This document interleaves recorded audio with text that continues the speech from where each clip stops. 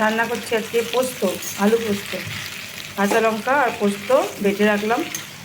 এই যে শিলে শিলে বেটেছি। এখানে ভাত ওপর দিয়ে দিয়েছি, ভাতটা জাস্ট তুলবো। আর এখানে আলু পোস্তটা প্রায় রেডি। আলুটা প্রথমে ভেজে কালো ফোড়ন দিয়ে, আর তারপরে এই পোস্ত কাঁচা লঙ্কা বাটা দিয়ে দিলাম। এবার একটু ভেজে অল্প করে জল দেবো, মিশিয়ে দিয়েছি। যেটুকু পোস্ত ছিল সব দিয়ে তারপর আনতে হবে, আবার যেটুকু ছিল। আর এই যে বাটিটা ধুয়ে একটু জল দিলাম। এবার এটা একটু লো টু মিডিয়াম ফ্লেমে ঢেকে রান্না করে নেব। ব্যাস হয়ে যাবে টেস্টি টেস্টি আলু পোস্ত।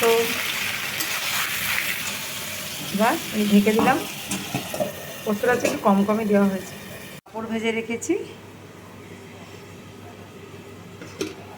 আর এই যে প্রেশারে ডাল সেদ্ধ করে রেখেছি, এটা একটু সাঁতলে নেবো ব্যাস।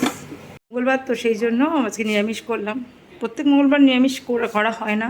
শনিবারটা আমি বাঁধা ধরা নিরামিষ খাই। আজকে স্নান করে এই দেখো পুজো দিয়েছি বজরংবলীর ঘরেই আর কি, পুজো দিয়েছি, চালিসা পড়েছি, তারপরে রান্নার দিকে আসলাম। তো মঙ্গলবারটা করে এখন চেষ্টা করছি নিরামিষ খাওয়া, জানি না কতদিন পারবো, কারণ সপ্তাহে 2 দিন পেরে উঠি না। শনিবারটা ওই জন্য মানি, আর মঙ্গলবারটা যতটা পারবো নিরামিষ আহারই গ্রহণ করব।